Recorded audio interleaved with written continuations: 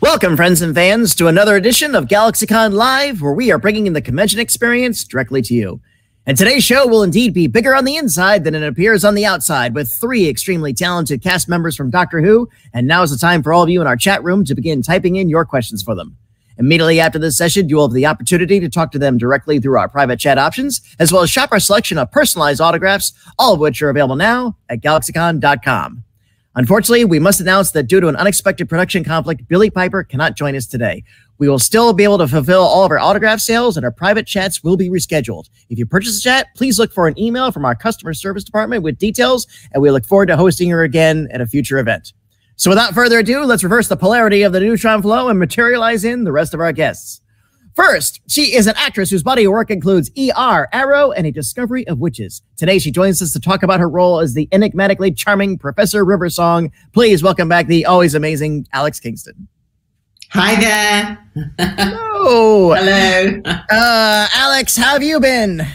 I'm good. I've been very well. Spring has finally really sprung here. In fact, it's come early, and I'm suffering very badly from hay fever. So I don't know. I'm sure that there'll be many people who are who've logged in who will sympathise and are going through the same thing as well. But it's a nightmare. Oh, indeed, indeed. So you have 4 bunnies behind you with some Easter eggs. Actually, it's 3 bunnies and a fox. Oh, okay. I can't see them. Three bunnies and a fox. Yeah, that's Mr. Fox. You see, they live in perfect harmony. Well, as well, everything should on Easter. So what a lovely display. Alex, thank you for joining us today. Always a pleasure to have you here. Thank you. Mm-hmm. Our next guest is an actor and musician whose body of work includes World on Fire, Broadchurch, and Legends of Tomorrow. Today joins us to discuss the role of Rory Arthur Williams and occasionally the Lone Centurion. Please welcome back our friend Arthur Darvill. Hello. Hey. Sorry, my neighbours have just started having a party. So if you can hear like really banging music, it's not me. It's my next door neighbours who have had a party every weekend throughout lockdown. So make of that what you will. Whatever it takes to keep everybody's marbles inside their head during these tumultuous times. I begrudge nobody any recourse it takes to keep themselves on their show. So, Arthur, how you been?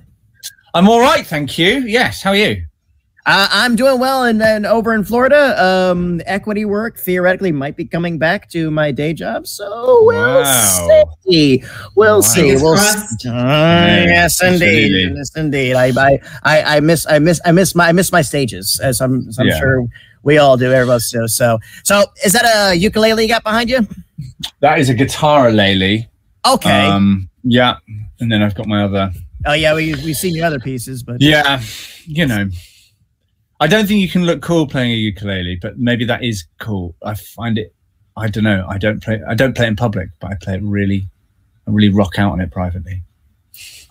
Like I said, whatever it takes to keep your absolutely. That's right too. So, Arthur, always glad to have you here, boss. Thanks again for coming back. Nice to be here. Indeed. And finally, she is an actress whose roles include Victoria, Dancing on the Edge, and The Serpent. Today, she joins us to discuss her roles as Clara Oswald and occasionally Bonnie the Zygon. Please welcome back Jenna Coleman. Hello. Hello. Hi. Hello. Oh, I think ukuleles are very cool. Yeah, maybe I think I've just got a hang up about it. As I said it, I thought I'm overthinking it. Maybe I should, we should bring it back. Yeah, all the definitely. time. Thank you. Rock on. Jenna, how have you been? Yeah, I'm good. I'm well, thank you. I'm good in my corner of the world. Like I said, in Florida, things kind of good. I think it's society in general. Like I said, we're not at the end, but I think we all collectively see the light at the end of the tunnel. We're not there yet, but I think we'll have confidence that we are going to get there. And we have confidence that if maybe not this year, then certainly next year, we're absolutely looking forward to having guests like you back on our physical stages and getting you back in front of your fans. But in the meantime, we have the GalaxyCon virtual stage, and it's always a pleasure to have all 3 of you here. Welcome back. Thanks. Thank you.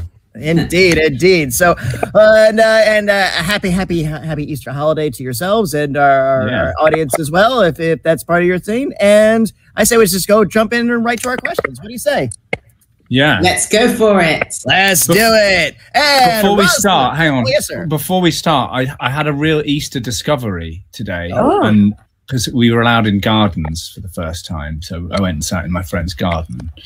And she served us hot cross buns with goat's cheese and sweet onion relish. Was it delicious? I mean, I was very skeptical, but it's absolutely changed my mind. Ooh, okay. Toasted. Which said Really? to add cheese to your hot cross buns. I just thought that sounds absolutely wrong, but it was really special. So oh my word! Okay, yeah, we've got hot cross buns, so I'll go and get some goat cheese and have a taste. Really very nice. Do you have hot cross buns in America? We do, but it's not like a standard. It's you get around it's not as common as muffins or the good old fashioned Southern biscuit. Right. Which is a cookie in your side of the world, but a biscuit to us. But yes, scones, are they a scone? Scone? Yeah. We have scones. Again, they're a little different, but yeah, we have them around. Again, not as common, but yeah, we've got them. I have a delivery, a food delivery once a week. It's sort of all organic, and they've been delivering our hot cross buns to us. And the first time it happened, I came out and all the buns were all over the ground, all just in crumbs. And we have a fox, and he had broken into my hot cross buns and stolen them all, and like had a delicious breakfast. But so the driver now has to hide his buns, basically. I told him to. But yeah, those pesky foxes. Yeah. Pesky foxes. Right, we had better start, hadn't we? I feel like this is just a catch up for us on Zoom. I know, it really is. It always is. Really nice. Hi, guys. Okay. Go on, Jenna. Answer that one. Okay. I'm reading this from Rosalind, right? Yeah. Yeah, from Rosalind. I mean, I've said this answer before, so I will repeat this answer. I've always said I would go to Egypt, I would go to the ancient Egyptians and just work out how the pyramids really got there. Actually, maybe I would now go into like a year's time. All forward. Of this, or I could just. Oh. Is she frozen? Oh dear. Are you there? Yeah, there you are. Now you're back. Yeah. Now you're back. Yeah. She's good. I can see and hear you all. Can you hear and see me? Yes. Yes, we can now. And you'd go forward in time, maybe. Okay. Well, I just gave a really.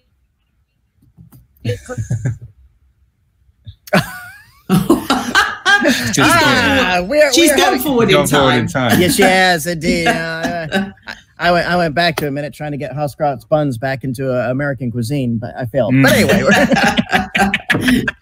so have you guys had a chance to answer Rosalind? No, after you. Oh, okay. So after me? Yeah, after you, Al. Me, I'm gonna do the same as Jenna, and actually I'll repeat myself because this is a question that's come up before. I'd go back to meet Jesus. I'd go to meet the real Jesus, not the Jesus that people might think I'm being blasphemous, but not the Jesus that we've been brought up to believe is Jesus, which actually is, I think, not close to who the man was at all. I want to go and meet the real Jesus and check him out. Fair. Yeah. Yeah. See, you know, that's really good. That's a really good use of time travel. Yeah. Yeah. Yeah. Where would you go? Mine are all music things. So like if I could go back and watch some of those big, amazing gigs, like go and see Aretha Franklin do her gospel stuff in the oh my God, 60s. Yeah. I know, and go and like watch the Beatles in the Cavern Club. Oh, wouldn't that be so cool? Oh my, yeah, it would just be amazing. Yeah. I mean, I'd go and see Bill Withers at the Fillmore East, and then go and see Otis Redding play in like some tiny grotty club somewhere. And yeah, I'm really missing going to gigs and stuff. I've booked loads of stuff as soon as everything opens. I know they're all going to be cancelled. I'm just like, got to go out and watch some music. Wow. Yeah, I've my answer to this, and this comes with all of our Doctor Who ones, is I've always said I'd go back to the late 70s or early 80s. I would go into a record shop and I would buy a record just because it had a cool cover. Nice. Me and my wife do that occasionally. We just go, we buy each other records because we like the cover, and we bought some really awful music for each other. Just put on the headphones and you'd stare at the album cover. And yeah. Be like, okay. Yeah, this is bad. But Rosalind, that question was good. Thank you so much. Great one to start us off on. And from Nick, who is your favorite guest star that you filmed with? And this can be from any part of your career. Oh, well, what, any part of our career, any part of Doctor Who? Any part of your career. You can say one. You can say one from Doctor Who, or you can say one from a greater part of your career, or both. It's up to you. I can't even remember. Yeah. Who's the favorite guest star I mean, on the whole, it's rare to not enjoy working with someone. I mean, sometimes there are people that you really kind of think, oh dear, this isn't fun. But on the whole, everybody's really nice. Yeah. So, I mean, there are certainly, when I was on ER, there was some sort of extraordinary, like Ray Liotta and wow. Red Buttons. Wow. They sort of all had guest starring roles, and that was kind of quite special. Sort of these people who one had grown up sort of watching, and just extraordinary people coming through the doors of that hospital show, and that was sort of pretty amazing. But I don't think, I mean, it's a little bit like who's your favorite doctor. It's very difficult to put a name to that question. For me, I would say. It is tricky. It was really lovely. It was mad that on our first episode, Olivia Colman came in to just do basically a silent part. But it was lovely. I mean, she's just amazing. So it was wonderful getting to hang out with her for a few days on that. And before we did Broadchurch together. And then Mark Williams playing my dad. I mean, he's totally bonkers, but I've just grown up watching him on TV. He's such a big comedy star over here. He's so funny. And that was a real thrill, actually, having, getting to hang out and form like a relationship with him in that context. It was he's a really funny man. Sure, very much so. Great one, Nick. Thank you. That was a good one. What do we have next? And here's from Will. Ooh, what's a dream project you'd love to film? Ooh, that's I haven't. I always thought that I would be in a lot more sort of period productions, because when I was at drama school, it sort of, I don't know, I didn't have a very contemporary look or a contemporary face, so I just thought I'd be in sort of, wearing lots of corsets and crinolines all the time. And I've actually done very little period work, and so I'd love to be in some sort of like an adaptation of a big Russian novel or something like that, and just it would be that'd be cool. Or a Zola or something. Yes. It would just be so cool. I think that's what I'd like. Yeah. I got obsessed with the original Dr. Zhivago movie for ages. It's so brilliant. I just kind of want to live in that world. Yeah. Oh my God, it's so brilliant. Yeah.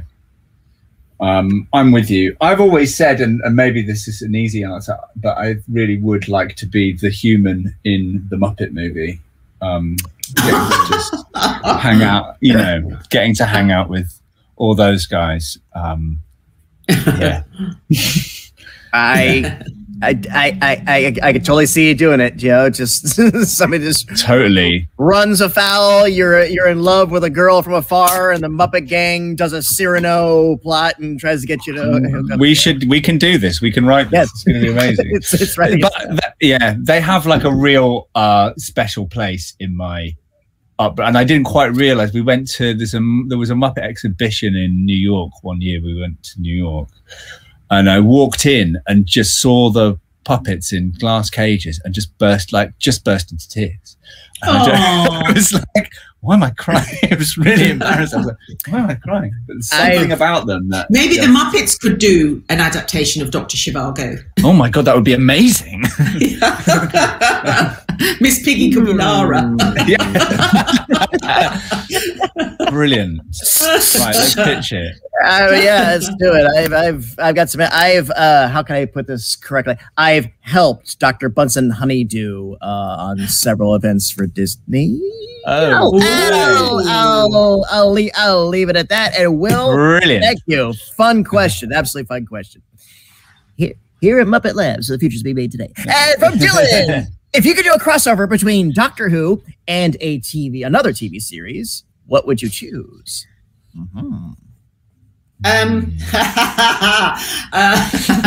Sorry. Well, I mean, at the moment, I love, and I think people all over the world at the moment are doing this, binge watching in lockdown. And I've really enjoyed some of the shows that I've been binging. But I think it would be really brilliant if you did a crossover between Doctor Who and Succession. Wow. Yeah. Yeah. I mean, the Doctor coming into that world or the Daleks, whatever, would be great. That would, yeah. I would enjoy the heck out of that. It's just weird. That show's amazing. It is amazing. Have you just watched it, or we've watched it now twice? Oh. So we've seen both seasons twice. The writing is just so good, and the acting is so good. It's like a masterpiece, and it's a master class. Actually, I find it's extraordinary. And all of them, there's not like a weak link in it. Everyone's character's so fully rounded and detailed. Yeah, and I'm fascinated by how it was shot, because I keep thinking it feels like it's been improvised or rehearsed like a play. Those set pieces. I just keep thinking they must have rehearsed this like you would a play, and then just performed it, and the camera just sort of invisibly drifting around taking. I mean, it's just I'm obsessed about it, actually, about how they processed that. We're gonna have Alan Ruck here at GalaxyCon Live in a few weeks. And, oh, great! Yeah, I'm really excited to be hosting him. Wow. I like the idea of the Doctor doing a crossover with like some awful reality TV show, like A Place in the Sun, or like suddenly what is meant to be real, it turns out that the Doctor's there, and like I think that would be a genuinely good crossover, or like the only way is Love Island. Yeah, suddenly he lands in there, and they have to deal with it. That'd be brilliant. The Bachelor. If it was going to be a reality series or a competition of some kind, I would love to see Capaldi on American Idol, just because we know he can rock out. Yeah, that's true. We know that boy can play, and as far as a regular show, I've always thought, this question's come up, I'd like to see Doctor Who land in the world of Stranger Things. Oh yeah, that would be good. Yes, yeah, that would be a really, really fun mix. Yeah. Let's see what goes on. True. So, and Dylan, thank you. Very fun question.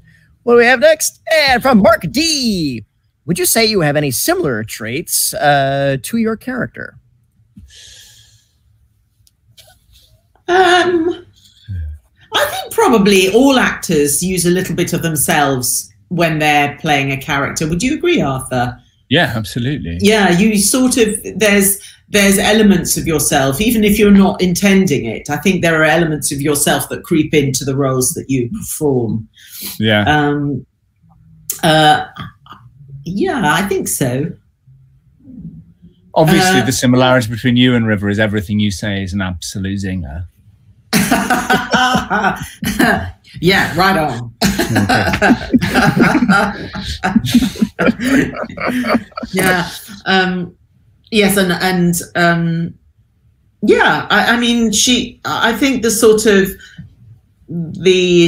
zest for life that River has, and the enjoyment of sort of life and adventure, I think I definitely share that. Yeah, for sure. Yeah. And you love a good centurion, don't you, Arthur? Yeah, no, I dress up like that every weekend. Just, hey, sandals and leather skirts can't go wrong. You know? And I'm made of plastic, so that's that's good. I felt like there was quite a similarity, just in that it was really fortuitous, or maybe it was just me, that when we were filming it, the Rory went on such a journey of becoming confident, as did I, and because when I started, I was just quite, obviously trying to hide it, but quite terrified of the whole thing, and it was my first kind of long-running big thing that wasn't on stage. I didn't really know what I was doing, and so it was really nice to kind of grow with the character, and as he became more confident, I became more confident, and that was I'll always be really grateful for that.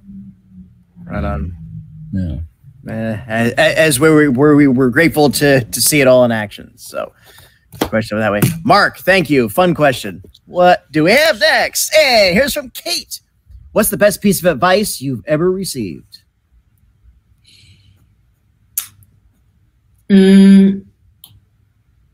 Okay. I received this advice in hindsight, I suppose. I did some research. I was involved in a television show, Who Do You Think You Are?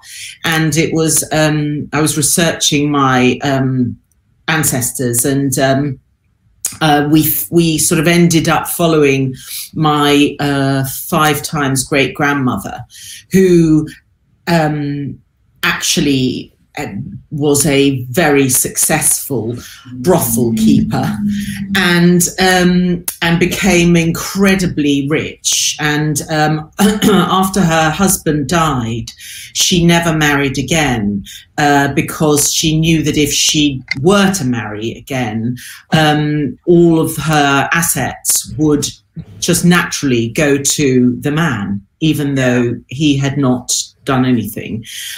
So she didn't marry again, and she didn't give even any of her inheritance to her wayward son. She sort of left it all to the women, her daughters.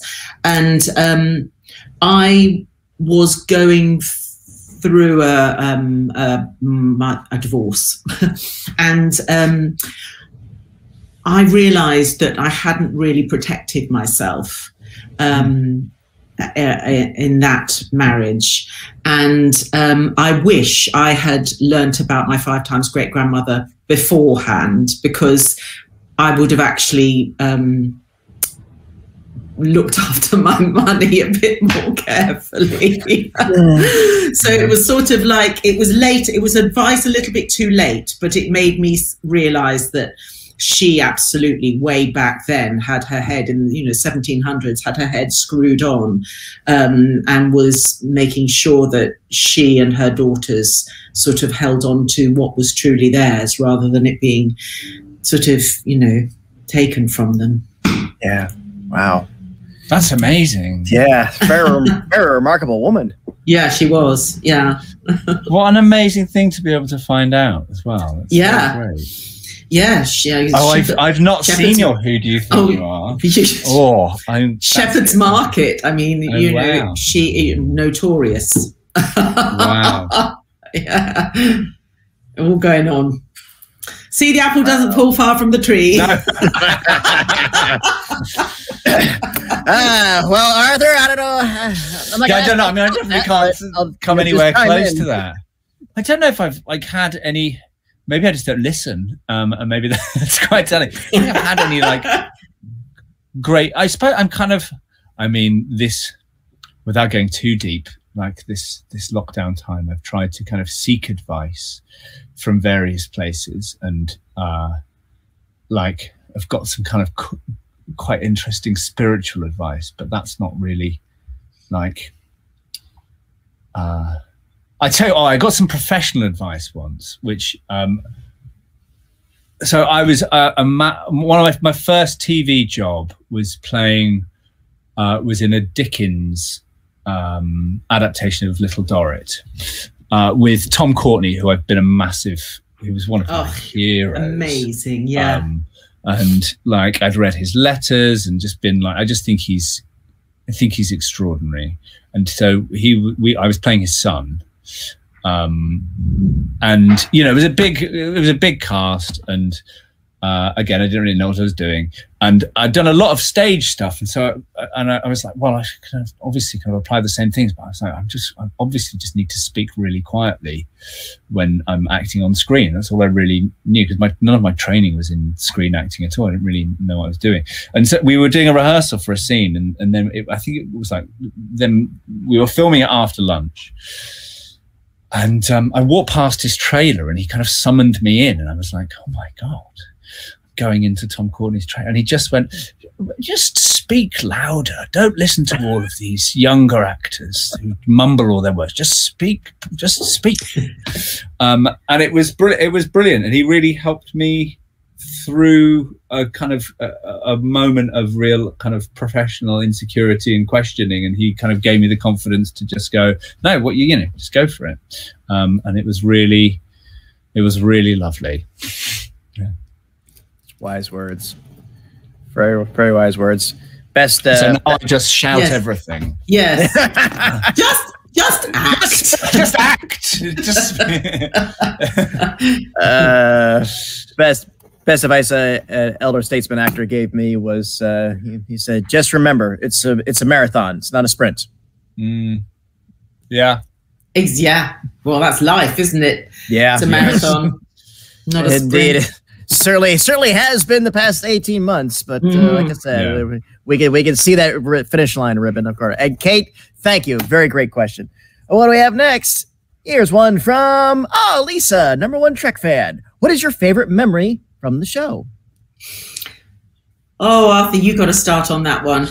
There's so many, and it was so long ago. I know. So many of them are kind of rolled into a general sense of mischievous fun, really. So many of the times where we got to go away with each other, the big ones being going to Utah and going to, the first one was kind of when we went to Croatia to do, and then to Spain, and that was fun because we were all basically on holiday together. And the press trip to New York was something else. And we've spoken about that a lot before, but it was, from us doing what felt like, obviously we knew what it was, but when you're working on it, you feel like you're just doing a little job in Cardiff or kind of in all these cold castles, and that no one's ever really going to see it. You're just kind of getting on with your job. And then we got to New York, and there were people, we were cool. And people were queuing around the block, and it was like, oh, wow, this is like something else, and nothing could have prepared us for it. And I don't think I'm glad that we weren't prepared for it, because we just kind of lapped it up in the most kind of open, lovely way. But also some of my favorite times were just like waiting in the TARDIS box for someone to say action and trying not to, you know, us all trying to make each other laugh and trying not to, you know, trying not to laugh before you leave and ruin a very expensive take. So yeah, it was, we just had a lot of fun. What I find is, because, you know, very often, I mean, over here in England, Doctor Who was filmed in and around Cardiff, and Cardiff has actually become quite a big hub for production now. And so what's weird is that when you're working on a different show and then all of a sudden you're filming in exactly the same location that one filmed an episode of Doctor Who in, and that is then really weird because that always triggers memories back to Doctor Who. Yeah, I bet. And so just recently I've been filming this show called A Discovery of Witches, and we've been filming in Margam Park, and Margam Park is where all the Roman garrison was. You know, we filmed there a lot, and it's used a lot. But so it's so strange suddenly being in an environment in a completely different context, but it just triggers the memories of Doctor Who. And similarly, I mean, anywhere in Cardiff, and it's I don't know whether fans even, whether fans can pick up if they watch shows and go, oh, I know that location from something else, and you know, or whether it's actually you so buy into the reality of the fact that actually that's supposed to be in Italy or it's supposed to be wherever, that you don't realise that it's actually Wales. It's all Wales. It's all Wales. There are fandom location tours for various shows. Right. I know that they have it for The Walking Dead. I know in Atlanta, there's tourist groups that bring people around. Oh, and this is a spot here in the woods where this scene was filmed, and everybody takes pictures and has fun and stuff. So I believe it. There are people have retraced location sets. Yeah, and I remember when we were in Cardiff, wasn't there a shrine to a character from Torchwood somewhere in the bay? Like, yes, I think there is. Yes, there is. Someone watching this will know what I'm talking about. Yeah, I know. I think there absolutely is, because I actually think even quite recently, John Barrowman, didn't he lay a rose or he did something? I think didn't he at that shrine? I think it is there, and I don't quite know what it means, but we'll be told. Yes. By the fans. as always. Lisa, thank you. Great question as always. And GalaxyCon viewers, a reminder, if you'd like to chat with our guests like I am now or purchase a personalized autograph, you can sign up at galaxycon.com. Jenna is still trying to work through some technical issues, but usually it's a different platform for our private chats, so have confidence. You will be able to fill those if you got one from her. So hopefully she'll pop back in. Again, we have time for maybe one or two more, so let's see what we can squeeze in. Here's from Aubrey. If you weren't an actor, had a more typical job, what would you want it to be? Something that didn't disappear during a global pandemic. Yes, exactly. I don't know. I mean, I think I would always end up probably doing something artistic. So, I mean, I might do sort of like interior design. You know, I actually really enjoy doing that. I love building, renovating houses and stuff like that. And I feel quite confident doing that. But I'm actually also about to go on a beekeeping course and learn. Oh, are you? Yeah. Oh. Learn. That was my birthday present. I'm going to learn how to keep bees. And I think, yeah, I'm quite sort of a peasant, actually. You know, I quite like being in the land and being sort of dirty and with the cows and stuff like that. I don't mind that. So yeah, I'm not quite sure what I'd do. I wouldn't be a banker, or it would not be an office job. That's for sure. I don't know what I do. My attention span's so Well, Well, you'd be a rock and roll musician, wouldn't you? I mean, I'd be a rock and roll star, yes, but that's not kind of really a typical. Not a common job, is it? Yeah, I don't know. Something that means that I wouldn't have to. I mean, also I've done lots of other jobs before. Like, I've worked in shops and stuff, and I don't think I'd do that again. I don't think I was kind of built for that. I trained all the McDonald's staff when I was like 19. I had a job training all the McDonald's staff in the south of England how to do birthday parties, and I used to have to go round and lead these workshops with all these people who did not want to do workshops on how to run birthday parties, who'd often been working at McDonald's for years and knew how to do birthday parties, but it was my job as part of their training. So like, I'd do face painting with them and show them how to do modeling balloons and play party games with them. Yeah, it was, I mean, it was actually a really good job at the time, but looking back, I don't think I'd do that again. I always wanted to be an archaeologist. I don't know. You were smiling, you had a nice little reminiscent smile about that. So I just used to get lost. I'm not very good at directions. I used to have to go to a different city every day, and I'd stay in a travel lodge, and I had a little Mini, and it was full of like all these kind of like face paints and balloons and games, and it was before sat navs, so I'd inevitably just get lost, like trying to get to Stoke-on-Trent and be late, and try and run game workshops with people who didn't want to do workshops. I wasn't very good at it. But you think you'd like to be an archaeologist? Yeah, I used to want to be an archaeologist, but I think that's because I used to love Indiana Jones. But I do love history, and so, you know, and I think getting dirty. Like, I love the outdoors, and I love being outside and finding stuff out. So yeah, maybe an archaeologist. I'm going to sneeze. Brilliant. No, I'm not.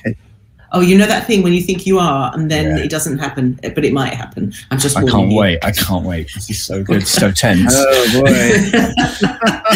No, it's gone away now. It might suddenly happen. I'm just warning you. Oh boy. Aubrey, very fun question. Thank you so much. Yeah, what's next? Here's one from Paul. Oh, I know the answer to this, but share anyway. Do you have any pets? Oh, Arthur, you have to go first because you've got a big story. I know. Well, I won't go fully into it. I've got a cat called Prince Philip, who is, he's wonderful. Well, he's actually really mean, but throughout this lockdown period, we've really bonded, and now we're best friends. So that's good. Yeah. Although he did attack me at the beginning of the first lockdown, and I had to go to hospital. I know. So something spooked him, and he clung onto my legs, and just screamed and dug his claws into my legs. Ooh. And wouldn't let go. Oh my word! I know, it was awful. Agony. Yeah, it was really. Thank you. It was really bad. But then, then I had to like put, and so he dug in, and then he dug in again, and then wouldn't let go and screamed. And I was just there going, I haven't done anything to you. Right. And then I kind of tried to clean it all up and had like 26 plasters on my leg. Anyway, I didn't treat it properly, and I had to go to hospital because it all went infected. Horrible. Yeah, but then I had to basically, but it was during the first lockdown, so there were people queuing up for like very serious illnesses at A&E. You know, there were kids with like bleeding heads, and you know, people in a really bad way. And so I had to wait for ages, and then I got to the front of the queue. I was so embarrassed. They were like, so what can we do to help? I was like, yeah, my cat attacked me. Can I? So that was fun. And I have a tiny dog called Jason who's had a bit of an accident recently, and has got a very bad back, but he's going to be okay. Good. Yeah. And I've got a dog called Wolverine, Wolfie for short, who I found and adopted at a convention. Yeah, at our convention. Yes, exactly. Yeah, at GalaxyCon. In fact, he's just walked in. Wolfie, do you want to come say hello? Do you want to come say hello, little boy? He's right here if you want. If anybody Oh, wants to see him. yeah. Absolutely. Come here, Doodles. Come here. Oh, come here. Oh, there he is. Hey, buddy. Yeah. He's a boy. Such a great dog. Yes. Yes, you're a bit tired, aren't you? Because you've had a very exhausting weekend. I'm not Go going into that. not going to share it with the fans. But he's had a very exhausting weekend. He wasn't that big when you got him from us, was he? No, he was tiny little thing, but now he's a very big boy. Yes. Which city? Okay. Which city were you in? Ooh, Where did you get him? Miami. Yeah. Wow. He's So he's Our a Floridian dog. dog. Wow. Yeah, he loves the sun. He literally, as soon as there's a sunbeam in the house, he stretches out, lies in it. So you cannot take Miami out of him. He's got that memory, and just like literally, he's a sun worshipper. And at our physical shows, again, we're very much for pet adoption, strays, and all that stuff. So we always give some booth space to various local groups that work with that sort of thing. And every show, I always fall in love with one kitten. I'm like, no, I got 3 at home. I'm good. But they all get homed afterwards, so it's all good. Yeah, and Paul, thank you. That was fun. I'll tell you what, I think we have time for one more, so let's see if we can go out on a really fun one. From Baby Nick. I will rephrase this. Did you happen to come into possession from anything from the set? Yeah.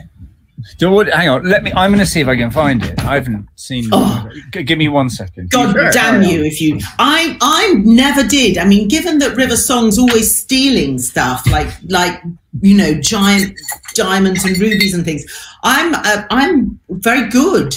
So I longed to have something from the set, like my sonic screwdriver or anything like that. But I just no, I don't have anything. Actually, some items of costume.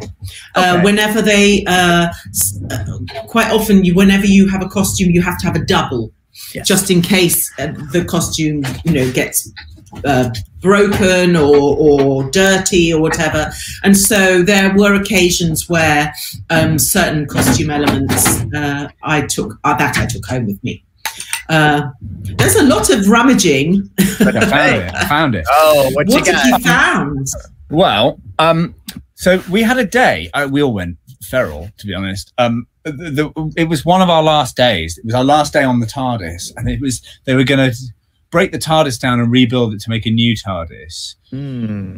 And so we found out that everything. And I don't know what happened. Myself, Matt, and Karen went just like scavenging on. I don't know who we thought we were. Oh my gosh! But I've never shown you one of these. I have the magnifying glass from the TARDIS. Oh, there you go. And I must have just ripped this off the wall. Someone probably had to, someone's probably looking for this. And one of the phones that was on there, because it was full of all those little bits and pieces. So yeah, got those little bits. I'm not going to tell anyone where I keep them. Ooh. I actually thought I'd lost them, so I'm really glad I found them. Fabulous. I know that Matt has a Cyberman head, doesn't he? Yeah. Yeah, and David Tennant has a TARDIS. I know, I don't quite... He's got a whole TARDIS. So... well, it's also his garden shed, isn't it? Yes, exactly. Yes, no, I don't have anything. Just the memories. Just the memories, darling. Just the memories. I've got a wardrobe full of gilets.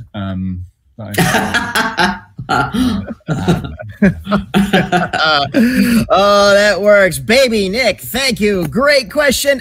And GalaxyCon viewers, this has been my time with the cast of Doctor Who, but it absolutely does not have to be yours. If you'd like to chat with our guests like I have today or purchase a personalized autograph, please sign up at galaxycon.com. And while you're there, please check out our schedule of upcoming events just like this one. And I believe Jenna should be good to go for her private chats if you purchase one of them. Alex, Arthur, a pleasure as always. Any final words for our audience before we go? Stay healthy and stay positive. Stay safe. Yeah. Stay safe. Yeah. Yeah. Get the jab. Get the jab. As always, my pleasure to serve you today. Thank you for joining us on the GalaxyCon virtual stage. Thank you to our audience for joining us, and thank you for all your great questions. Take care, everyone. We'll see you next time. Bye-bye, and please keep washing those hands. Bye. Bye.